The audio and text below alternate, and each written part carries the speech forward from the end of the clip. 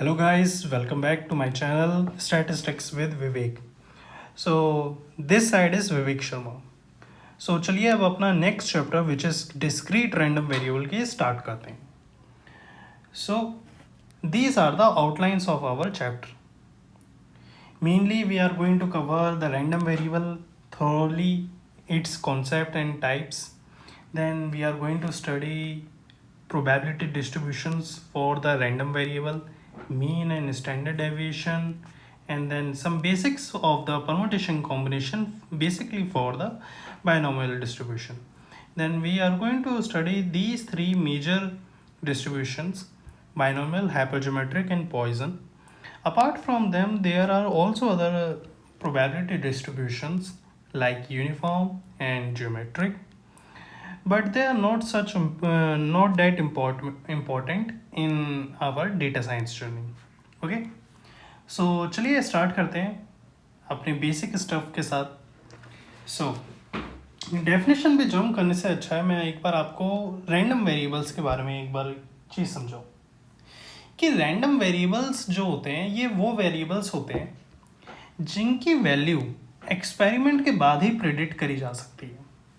Okay, experiment के बाद ही हम बता सकते हैं कि लाइक उनकी एग्जैक्ट वैल्यू क्या है. ये जो हमारे पास डेटा है ये हमारे पास एक स्टेट का डेटा है. उसमें से हमने बहुत सारी फैमिलीज़ को चूज़ किया जो डिफरेंट व्हीकल्स ओन करते हैं. किसी फैमिली के अंदर 0 व्हीकल ओन्ड है, 1 2 3 4. ओके, और इस हिसाब से उनकी फ्रीक्वेंसी और यहाँ पे हमने रिलेटिव फ्रीक्वेंसी निकाल रखी है. ठीक है, तो आप एक बात बताइए, फर्स्ट ऑफ ऑल हमें डिफाइन करना पड़ता है कि हमारा रैंडम वेरिएबल होता क्या है. हम रैंडम वेरिएबल को डिफाइन करते हैं यहाँ पे x is number of vehicles owned by a family. Okay, number of vehicles owned by the family. अब एक बात बताइए, क्या क्या पॉसिबल वैल्यूज हो सकती हैं x की इस डेटा को देख के. यू कैन गेस, यहाँ पे हमारे पास प्रॉपर डेटा है. ओके, तो x की जो वैल्यूज़ हैं वो लाई कर सकती हैं 0 1 2 3 4 के बीच में. कोई भी अगर मैं अपनी फैमिली एक एक्सपेरिमेंट की फैमिली लूँ और उसके अंदर मैं अगर नंबर ऑफ व्हीकल्स ढूंढूँ तो वो इसी रेंज में फॉल करेंगे. ठीक है, so this is our random variable कि हमने एक एक्स को डिफाइन कर दिया. अब एक चीज़ देखिए, रैंडम वेरिएबल को ज़रा तोड़कर देखो. रैंडम वेरिएबल क्या मतलब समझ आता है इनसे. वेरिएबल तो वो एलिमेंट्स होते हैं या वो सब्सटेंस होते हैं जिनकी वैल्यू वेरिएट करती है, जिनकी कोई वैल्यू फिक्स नहीं होती है. Right, like for example X Y Z. किसी इक्वेशन पे x की वैल्यू अलग है, y की वैल्यू अलग है, z की वैल्यू अलग है. नेक्स्ट इक्वेशन पे नेक्स्ट क्वेश्चन पे इनकी वैल्यूज बदल जाती हैं. तो these are the variables. So what is mean by the then random. तो इसके साथ जब रैंडम जुड़ जाता है ना तो इसका क्या मतलब होता है कि यहाँ पे हम ये बात कर रहे होते हैं कि ये जो एक्स वाई जेड की जो भी वैल्यूज आएंगी, जैसे यहाँ पे 0 1 2 3 4 आ रही हैं, ये एसोसिएटेड हैं with their probabilities. Okay, then we can say that this is our random variable. I hope that's clear. एक और एक्सपेरिमेंट के हिसाब से मैं आपको समझाता हूँ. 3 कॉइन्स हैं. ओके, उनको टॉस किया है. 3 कॉइन्स टॉस, तो उनका सैंपल स्पेस क्या बन सकता है. Sample space can be H H H H H T H T H T H H then T T H T H T then H T T and the last one is T T T. तो अगर इनको count करें तो 1 2 3 4 5 6 7 8, तो total हमारे पास 8 है। अगर मैं यहाँ पे एक रैंडम वेरिएबल को असाइन करूँ which is number of heads, number of heads, तो जो रैंडम वेरिएबल है एक्स कि मतलब मैं कोई सा भी एक एक्सपेरिमेंट करूं उसमें नंबर ऑफ हेड्स मेरे कितने आ सकते हैं। सिंपल एक सवाल पूछिए अपने आप से, number of heads can be come into the range of 0 1 2 3। So this is our random variable. Okay, और अगर मैं इन्हीं की प्रोबेबिलिटी इसके बारे में बात करूं कि लाइक 0 की क्या प्रोबेबिलिटी है, 1 की क्या प्रोबेबिलिटी है, 2 की और 3 की, तो ये क्या कहलाएगा। जब मैं रैंडम वेरिएबल्स को उनकी प्रोबेबिलिटीज के साथ एसोसिएट करके लिखता हूँ तो वो क्या कहलाते हैं मेरे लिए, this whole concept is known as random variable. Okay, so x is our variable and when I associate x with their probabilities then it is called random variable. so 0 आने की क्या probability है कि like इस case में 0 आएगा, तो this is about 1/2 and 1/8 sorry, and 1 आने की क्या probability है, कहाँ कहाँ पे हेड से 1 आ रहे हैं, like इस केस में इसमें तो इट्स अराउंड 3/8। 2 आने की हेड्स की दिस इज ऑल्सो 3/8 एंड 3 आने की 1/8। so these are the probabilities of the variable. okay, so चलिए अब इसकी नेक्स्ट प्रॉपर डेफिनेशन पे स्विच करते हैं। so a random variable is the variable whose value is determined by the outcome of the random experiment. okay, random experiment होना चाहिए। Example, the number of cars sold at the dealership during a given month. एक महीने में कितनी cars sold हो जाती हैं एक डीलरशिप पे, this is called a random variable. अलग अलग मंथ पे अलग अलग कार्स सोल्ड होती हैं, but this is a random variable. The number of houses in a certain block, the number of the fishes caught on the fishing trip, the length of a room, the time taken to commute from the home to work. okay, so these are the random variables. Types of the random variable, so majorly there are two types of random variable, which is discrete and continuous. The main difference between both of them is that values, like discrete random variables की जो values होती हैं, जो range होती है, जैसे coins के case में था जो 0 1 2 की रेंज में था, इसके जो वैल्यूज़ होते हैं वो यूजुअली होल नंबर होते हैं। First of all whole number, और दूसरी कि इनमें ना बिटवीन द रेंजेस कोई वैल्यूज़ नहीं होती हैं, लाइक 0 और 1 के बीच में कोई और वैल्यूज़ लाई नहीं करेंगे, 0 होगा या तो 1 होगा, 0 और 1 के बीच में कोई वैल्यू लाई नहीं करेगी। But when we talk about the continuous random variables, और हाँ तीसरा, ये फिक्स्ड होते हैं, इनकी वैल्यूज़ फिक्स्ड होती हैं कि हमें पता होता है कि जो रैंडम वेरिएबल एक्स है वो कितनी वैल्यूज़ ले सकता है, वो 0 ले सकता है, 1 ले सकता है, मतलब वो कितनी वैल्यूज़ ले सकता है, 4 ले सकता है, 5 ले सकता है, 6 ले सकता है। ठीक है, ये हमें पता होता है एक्सपेरिमेंट करने से पहले, सैम्पल स्पेस बनाकर देख लेते हैं हम। But when we talk about the continuous random variables, इस केस में हमें एक रेंज ऑप्टेन करे, रेंज बताई जाती है। रेंज एग्जाम्पल, मेरी हाइट कितनी है, इट्स अराउंड 5'6" to 5'7".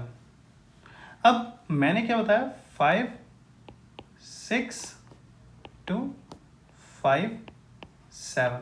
अब इस रेंज के बीच में कोई सी भी वैल्यूज हो सकती हैं। अब मैं आपसे पूछता हूँ 0 और 1 के बीच में कितनी वैल्यूज आती हैं, इट्स इन्फिनाइट नंबर। ओके, तो इनकी वैल्यूज़ कभी डिफाइन नहीं होती है कंटिन्यूस रैंडम वेरिएबल्स की। जब भी हम इनके बारे में बात करेंगे तो we are talking about range, और यहाँ पे हमें क्या मिलती हैं, डिस्क्रीट वैल्यूज़। ओके, सो चलिए स्टार्ट करते हैं। Discrete random variables. Random variable that assumes countable values is called discrete, मतलब जिनकी वैल्यूज हम काउंट कर सकते हैं, काउंटेबल जो हो। जैसे कि एक डीलरशिप पे कितनी कार्स खड़ी हुई हैं, 1 2 3 4 5 6 7 8 9 10, तो ये काउंटेबल है। एक स्टोर के अंदर कितने लोग आ रखे हैं, लाइक 100 हैं या 1000 हैं या 500 हैं, 1000 तो शायद ज़्यादा बोल दिया, but these all are the values are countable. Then these variables, random variables, are called random variable, discrete random variables. Now what about the continuous? In the continuous part, the random variable that can assume any value containing one or more interval is called continuous random variable. जिन चीज़ों की value एक range के बीच में होती है उनको हम कहते हैं कंटिन्यूस रैंडम वेरिएबल। क्योंकि एक रेंज के अंदर इन्फिनाइट वैल्यूज़ होती हैं, किसी भी एक इंटरवल के अंदर इन्फिनाइट वैल्यूज़ होती हैं, तो ये जाहिर सी बात है कि जो हमारा कंटिन्यूस रैंडम वेरिएबल होगा वो भी इन्फिनाइट वैल्यूज़ होल्ड कर सकता है। फॉर एग्जांपल, इस रूम की अगर मैं लेंथ के बारे में बात करूँ कि कितनी लेंथ है इसकी, तो कोई फिक्स नहीं है ना। मतलब बिना इंची टेप लिए मैं कैसे मेज़र कर सकता हूँ कि कितनी है। मैं बता सकता हूँ ये मुझे 6 फुट से ज़्यादा की लग रही है, बट 6 फुट से 7 फुट के बीच में कितनी रेंज हो सकती है एग्जैक्ट मुझे नहीं पता है। जब तक मैं एक्सपेरिमेंट नहीं करूँगा तब तक मुझे नहीं पता चलेगा, लेकिन मैंने एक रेंज बता रखी है। यहाँ पे बहुत सारे हमारे पास सोडा कैंस, वो दूध की मतलब मिल्क के पाउचेज़ हैं, टेट्रा पैक्स हैं, उनके अंदर यूजुअली कंफर्म किया जाता है कि 1 लीटर मिल्क है, ठीक है। अब वो क्या एग्जैक्टली 1 लीटर है, कभी भी नहीं हो सकता, उससे अप एंड डाउन ही चलता रहेगा मिल्क की क्वांटिटी। अब वो जो अप एंड डाउन चलता है वो कितना होता होगा, लाइक उसकी वैल्यू, एग्जैक्ट वैल्यू तो कभी नहीं पता चल सकती है। Same as for the weight, यहाँ पे हम फिश का वेट मेजर कर सकते हैं कि लाइक वेट के लिए भी रेंज है, क्वांटिटी के लिए भी रेंज है। जो वैल्यू उसको हम किसी रेंज में एक्सप्लेन करते हैं वो होते हैं हमारे कंटिन्यूस रैंडम वेरिएबल्स, जिनको हम सिंपल होल नंबर्स में एक्सप्लेन करते हैं, उनको हम कहते हैं डिस्क्रीट रैंडम वेरिएबल्स। ओके, तो चलिए एक छोटा सा टेस्ट है, इसको आप ट्राई करिए। इनमें से बताना है कि कौन से रैंडम वेरिएबल आपके डिस्क्रीट हैं और कौन से आपके कंटिन्यूस हैं। सो ट्राई कीजिए। ओके, तो चलिए मैं अब इसको करवाता हूँ। The time left on the parking meter, time कितना बचा हुआ एक पार्किंग मीटर के अंदर, दिस इज़ अ कंटिन्यूस और रैंडम। सो जो टाइम है left on a parking meter, it's a fixed, but वो कंटिन्यूस वैल्यू, वो पॉइंट वैल्यूज ले सकता है, तो I go for the continuous. Okay, number of bats broken by major league baseball team in a season, bats तो countable होते हैं, तो then this is a discrete. Number of cars park in the same discrete, total pounds of the fish, total pounds of fish caught in the fishing trip, उनका weight कितना है, ये जो wait है ये वेट रेंजेस की form में आता है, तो this is a continuous. Total number of cars passing, इनको हम गिन सकते हैं, तो this is discrete. Time spend by the physician, time is also continuous, so this is this. अगर आपके सही हुए हैं तो दैट्स गुड, बाकी आप और इसके बारे में स्टडी करिए। सो अपनी नेक्स्ट स्लाइड पे जंप करते हैं, which is probability distribution of A discrete random variable. Probability distribution. X be a discrete random variable. The probability of distribution of X describes how the probability are distributed over all the possible values of X. जैसे मैंने इस case में बताया था कि X की जो value है उनसे एसोसिएटेड X की जो भी प्रोबेबिलिटीज होंगी वो होगा उसका probability distribution. Okay, the probability distribution of discrete random variable lists all the possible values that random variable can assume their corresponding values. Okay? अब देखिए यहाँ पे ये सेम केस है। यहाँ पे हमारे पास व्हीकल ओन्ड है, उसकी फ्रीक्वेंसी है, यहाँ से हमने रिलेटिव फ्रीक्वेंसी निकाली। रिलेटिव फ्रीक्वेंसी हम कैसे निकालते हैं, जो हमारे पास फ्रीक्वेंसी है उसको डिवाइड कर देते हैं टोटल से, तो हमारे पास निकल के आ जाएगा, क्योंकि मैं इसको रेड पे शिफ्ट कर लेता हूँ। फर्स्ट ऑफ ऑल इसको अगर मैं टोटल से डिवाइड कर दूँ तो मेरे पास प्रोबेबिलिटीज़ निकल के आ जाएंगी। आप ये देख सकते हैं कि उन फैमिलीज़ की प्रोबेबिलिटी हाई है जिनकी फ्रीक्वेंसी ज़्यादा है। ठीक है, सो एक पॉइंट है, इसे नोट करके रखिएगा, आगे काम आएगा। तो यहाँ पे हमें क्या बताना है, प्रोबेबिलिटी डिस्ट्रीब्यूशन। तो मैंने क्या लिखा है कि हमारे जो एक्स हैं,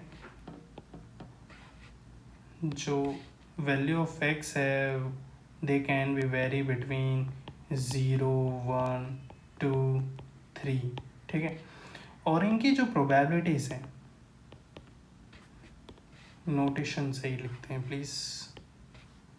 this is capital x equals to small xi, then these values can be 0.015, then 0.235, then 0.425, then 0.245. ठीक है, so these values are probability distribution. okay, फिर इसके बाद हम आगे बढ़ते हैं, which is the characteristics of the probability distribution. दो कैरेक्टरिस्टिक्स होते हैं अगर एक फंक्शन जो अपने आप को रैंडम वेरिएबल क्लेम करता है, ठीक है, अगर वो इन प्रोबेबिलिटीज़, इन कंडीशंस को फुलफिल करता है, तो हम उसे कहते हैं कि like they are the probability distributions of the discrete random variables. ठीक है, अगर नहीं फॉलो करते हैं तो हम कहेंगे कि ये रैंडम वेरिएबल्स नहीं।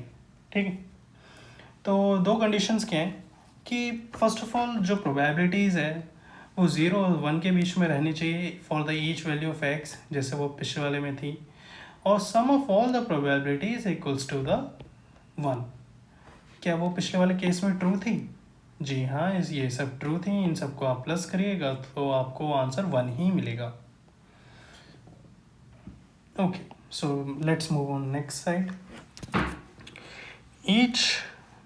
So this is again our test time. So each of the following tables lists the certain value of x and their probability, verify whether they are valid probability distributions or not. So हमें बताना है कि ये probability distributions हैं या नहीं। Simply हमें इनकी प्रोबेबिलिटीज़ को दो कंडीशंस पे चेक करना है कि वो 0 और 1 के बीच में हैं या नहीं है। और फर्स्ट, अगर वो 0 और 1 के बीच में सारी वैल्यूज़ हैं और देन उनका सम करके देखेंगे, अगर वो 1 के इक्वल आता है तो then they are the probability distributions, otherwise they are not a probability distributions. For example, this is not a probability distribution because they have the negative value. Probabilities cannot be a negative. So this is not a probability distribution. But when we talk about this and this 5 plus 5 is 0 and then this, yes, this is a probability distribution. But when we talk about this is not a probability because it values summation of probabilities of all the values is exceed 1. So this is not a probability distribution. So our next question is the one of the most profitable items at the A1 auto security shop is the remote starting system. मतलब कि एक security shop है, वहाँ पे जो most profitable item है वो है remote starting system. So let X be the number of such systems installed on a given day at this shop. Okay. The following table lists the frequency distribution for the past 80 days. तो यहाँ पे अगर वो 1 था तो उसकी frequency 8 थी, 2 था तो उसकी फ्रिक्वेंसी 20 थी. तो ऐसे हमारे पास डेटा और उसकी फ्रिक्वेंसी दे रखी है. तो यहाँ पे हमें क्या बनाना है, construct a probability distribution table for the number of remote starting system installed on a given day, draw the graph of probability distribution. कुछ भी नहीं करना है इसके अंदर, सिंपल सा एक क्वेश्चन है. सबसे पहले इसमें आपको क्या करना है, एक्स लेना है, फिर उसके बाद उसकी फ्रिक्वेंसी को लिखना है. ठीक है, देन उसके बाद यहाँ पे उसकी प्रोबेबिलिटीज़ निकाल देनी है, इन सब को सम कर देना. देन इसके बाद इन सब के सम को डिवाइड कर देंगे ईच वैल्यू ऑफ फ्रिक्वेंसी से, तो यहाँ पे प्रोबेबिलिटी निकल आएगी. ठीक है ना, which is equals to frequency upon sum. ठीक है, और फिर जब ये निकल आएगा तो हर एक वैल्यू ऑफ एक्स के लिए एक ग्राफ बना देना।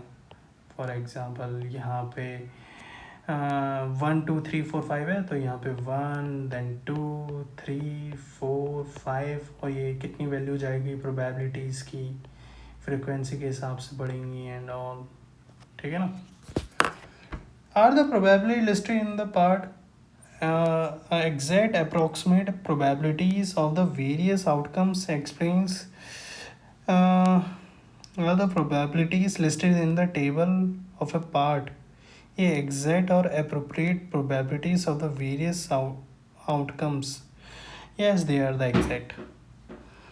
फिर इसके बाद हमारे पास नेक्स्ट क्वेश्चन है, इन बेसिक टर्म्स को फाइंड आउट करना है कि अगर x की वैल्यू 3 है तो उस केस में प्रोबेबिलिटी क्या होगी, अगर x की वैल्यू ग्रेटर देन 3 है, रेंजेस में है, तो हम कैसे निकालते हैं। तो इसको निकाल सकते हैं,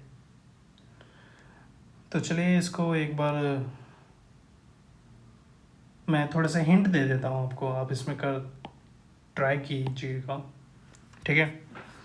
तो इसमें जो प्रोबेबिलिटीज़ निकालनी है वो निकालनी है x इक्वल्स टू 3 और दिस ओके। मैं फॉर्मूलेस बता देता हूँ। देखिए, जब आपके पास x था, माय फेवरेट येलो कलर, जब आपके पास x था, ठीक है, तो वो 0 1 2 3 4 और यहाँ पे उनकी फ्रिक्वेंसीज थी। वैसे मैं फ्रिक्वेंसी को ऐसे शो करता नहीं हूँ, प्रॉपर लिखते हैं क्योंकि they are the different notations. 10 20 30 40 50 okay, इन सबको सम कर दीजिए। कितना सम आएगा हमारे पास, 6 and 4 10 150 ओके। इन सबको प्रोबेबिलिटीज़ निकालनी है, तो 100/150 20/150 30/150 सेम एज एट कर लीजिए। अब अगर मुझे किसी पॉइंट पे प्रोबेबिलिटी निकालनी है x इक्वल्स टू 3 पे, ठीक है, तो मेरे लिए यहाँ पे जो आंसर होगा कि लाइक 40/150, ठीक है ना। So this is our probability x equals to a point, okay. अगर मुझे निकालनी है x is greater than equals to 3, तो मुझे क्या करना पड़ेगा कि मैं मतलब 3 और 3 से बड़ा, तो वो क्या हो सकता है, या तो 3 ले लो, 3 के साथ 4 को प्लस कर दो, ठीक है। अगर रेंज में निकालनी है कि a is greater than x and this, तो कुछ भी नहीं करना होता है, this is equivalent to probability of x equivalent to b minus probability of x equals to a, ठीक है। So this is the concept, okay. चलिए आगे बढ़ते हैं। Mean of discrete random variables. अब मीन के बारे में बात करते हैं। The mean of the discrete random variables is denoted by the mu and is actually the mean of the probability distribution. The mean of discrete random variable is x is the value that is expected to occur per repetition on average. अब देखिए, मैंने इतनी सारी probabilities निकाली थी, अगर मैं उनका एवरेज निकाल देता हूँ ना, तो वो हमारा क्या निकल के आ जाता है, mean of discrete random variables, ठीक है ना। तो जो मीन होता है वो एक्सपेक्टेशन ऑफ एक्स होती है, ठीक है। एक्सपेक्टेशंस, मिनिमम एक्सपेक्टेशन हम क्या एक्सपेक्ट कर सकते हैं, which is equals to the summation of i to 1 to n then xi into probability of xi, okay, and this is also represented by the mean mu, ठीक है। ये दोनों simple terms हैं। इस केस के अंदर हमें मीन निकालना है, ठीक है। तो इसका मीन हम कैसे निकाल सकते हैं, सिंपल है। तो हमें अपना मीन का फॉर्मूला याद करना है, mean equals to summation of i 1 from n then 0 from n, मतलब यहाँ पे तो स्टार्टिंग 0 से होगी, then xi into probability of xi, okay. तो यहाँ पे ये हो जाएगा हमारा xi, हमारे पास क्या है 0 और उसकी प्रोबेबिलिटी क्या है 0.15, then 1 into 0.20 plus 2 into 0.35 plus 3 into 0.3, इन सबको जब प्लस कर देंगे तो हमारे पास मीन निकल के आ जाएगा. So that's all.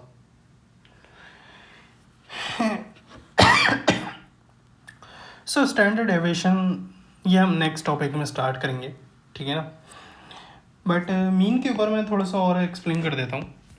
यहाँ पे मैंने थोड़ा इसको और एक्सप्लेन करते हैं, डिटेल में बताता हूँ कि मीन जो होता है ये वैल्यू होती है जो हम एक्सपेक्ट कर सकते हैं पर रिपीटिशन पे on an average. For example, अगर मैं रैंडम एक्सपेरिमेंट करता हूँ, ठीक है, कॉइन टॉस कर रहा हूँ, ठीक है, नंबर ऑफ एड्स देख रहा हूँ, कभी 3 आ रहे हैं, कभी 2 आ रहे हैं, कभी 1 आ रहा है, कभी 0 आ रहा है, ठीक है. अगर मैं इसका मीन निकालता हूँ तो मुझे मीन पे एक वैल्यू निकल के आएगी जो मैंने अभी फॉर्मूला बताया xi इंटू पी एक्स आई से. ये जो मीन होगा ना ये एवरेज वैल्यू होगी कि ये एवरेज वैल्यू तो आएगी ही आएगी, ठीक है. इसमें प्लस माइनस हो सकता है, ठीक है. वो जो प्लस माइनस होता है ना, अगर वो जो प्लस माइनस की जो रेंज होती है वो स्टैंडर्ड डेविएशन सेट करता है. अगर प्लस माइनस की रेंज ज़्यादा है तो मतलब स्टैंडर्ड डेविएशन ज़्यादा है, और अगर स्टैंडर्ड डेविएशन कम है तो वो प्लस माइनस की जो रेंज होती है वो कम होती है. तो चलिए अभी आज यहीं तक ही रखते हैं. स्टैंडर्ड डेविएशन हम नेक्स्ट वीडियो में कवर करेंगे. Thank you from my side. Thank you to all. Please subscribe to my channel statistics with Vivek. I hope आपको ये चीज़ें समझ में आई होंगी. मैं ऐसी शानदार वीडियोस और लाता रहूँगा. Thank you so much.